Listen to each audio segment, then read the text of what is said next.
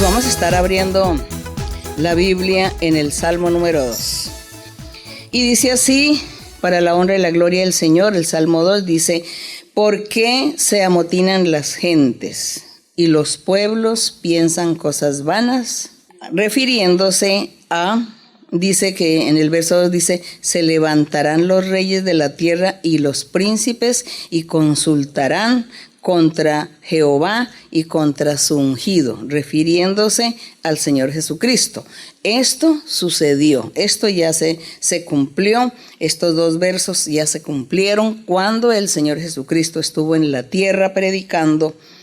Nos cuentan ahí los evangelios que la gente, pues todos comenzaron a reunirse, a mirar, a cavilar y a planear de qué manera podían destruir la persona del Señor Jesucristo.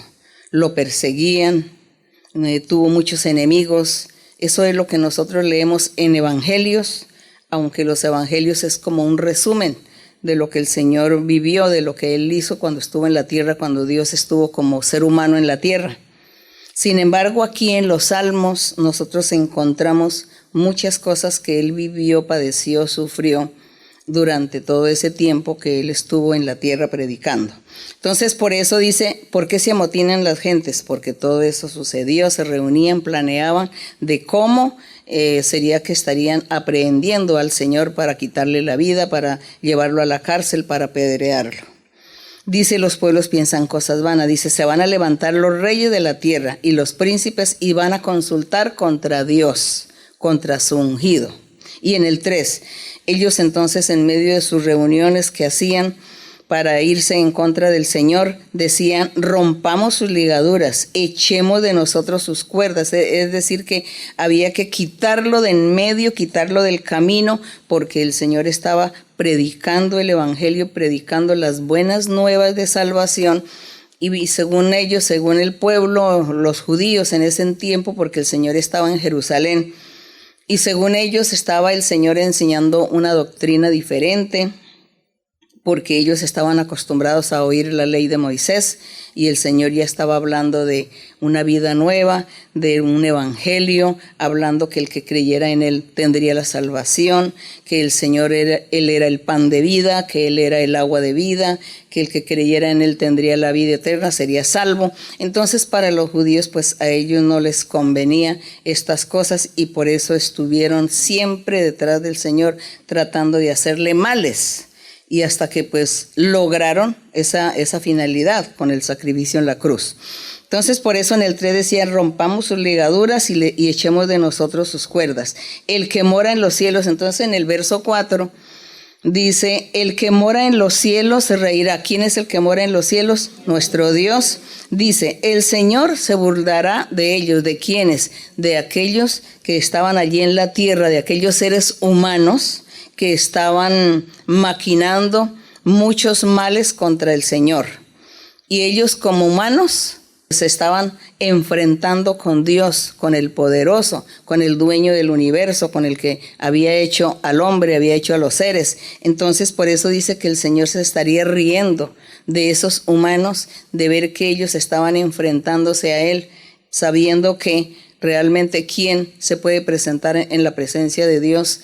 Dice que nada, dice que todo, dice que la misma tierra tiembla a la presencia del Señor y que todos huyen, dice que el mar y todo huye a la presencia del Señor. Entonces, ante el poder de Dios, ¿quién iba a resistir? Entonces dice que el Señor lo que hacía era reírse y burlarse de todo lo que aquellos seres humanos estaban haciendo contra Él, tratando de destruir y de quitar la obra de Dios, el plan que Él estaba llevando a cabo en la tierra. Entonces por eso dice: el Señor se burlará de ellos. Y en el 5, luego hablará a ellos en su furor y los turbará con su ira. Entonces dice que vino el tiempo en que el Señor también castigó y ha castigado, y aún el Señor sigue castigando a todos aquellos que se oponen y que se convierten en enemigos del Señor. En el 6, pero yo he puesto mi rey sobre Sión, mi santo monte. Entonces dice, el Padre dice: yo he puesto mi rey sobre Sión, que es la misma iglesia, es la misma Jerusalén. En aquel tiempo, el Señor, cuando se refería a Jerusalén a través de los profetas, se refería y todos pensaban que era esa Jerusalén física, esa ciudad. Pero Dios estaba mirando, era una Jerusalén espiritual, una Sión espiritual, que lo mismo es su iglesia. Y muchas veces lo hemos dicho. Claro que aquí pues hay personas recientes que seguramente no conocen la enseñanza, y lo hemos enseñado que esa Sión pues o esa Jerusalén es la misma iglesia, y que la iglesia son los creyentes, y que el templo del Señor o la casa del Señor es el corazón de un hombre y una mujer que se han convertido a Dios. Entonces ellos se convierten en el templo de Dios, en la casa de Dios, en esa Jerusalén espiritual, en esa Sión, reunidos todos. Entonces conforman esa ciudad importante. Así que dice que el Señor puso su rey para estar reinando en su iglesia, en su congregación, y que el Señor, pues como cabeza de la iglesia, y los creyentes, no solamente los creyentes de un país, sino creyentes de muchos países, que se añadirán, aquellos que creerán en el Señor, tendrán los dones espirituales, tendrán esa vida santa y recta con Dios. Entonces dice que todas esas personas juntas conformarán la congregación de Dios, o la iglesia del Señor, o el pueblo del Señor, llamado Jerusalén espiritual o Sión espiritual. Entonces dice que Él es el rey que estará gobernando. Por tanto, es que nosotros por eso estamos aquí en la lucha. Nosotros aquí que hemos venido y nos congregamos es porque hemos tenido ese privilegio que Dios nos haya traído para congregarnos, para enseñarnos un camino, enseñarnos una senda derecha, y llegar un día al final de esa senda a esa meta que es el cielo, la vida eterna, es andar con Dios. Entonces nosotros somos privilegiados porque aquí estamos aprendiendo el camino de Dios y estamos luchando para que nosotros un día nos convirtamos verdaderamente en hijos de Dios y nos convirtamos en la iglesia de Cristo, en la congregación de Él. Esa es nuestra lucha y nuestra esperanza. Entonces aquí nuestro Dios dice que he puesto mi rey sobre esa iglesia, sobre esa congregación. Gloria al Señor.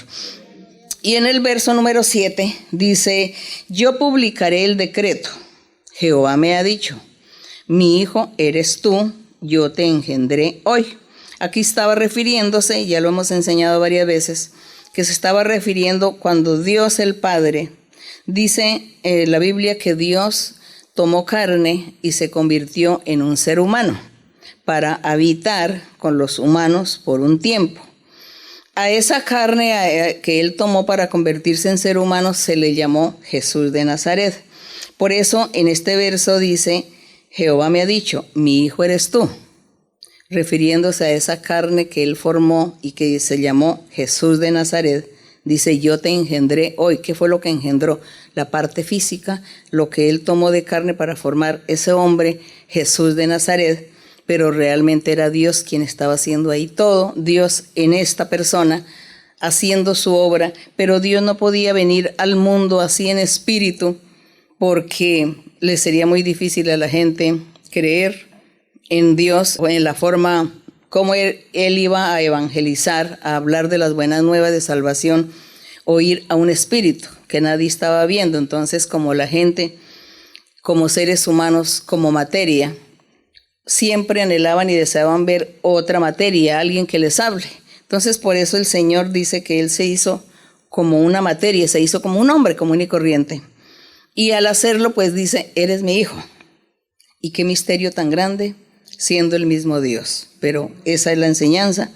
Entonces dice: yo te engendré hoy. Y dice que Él estuvo allí 33 años con los seres, les enseñó, y como ser humano, porque y dice que Él procedió, todo su actuar fue de ser humano, no de Dios, sino que se comportó como si fuera un ser humano, para poder considerar a los seres humanos hasta dónde son capaces de tolerar o aceptar una prueba, una dificultad, hasta dónde la gente soporta un dolor.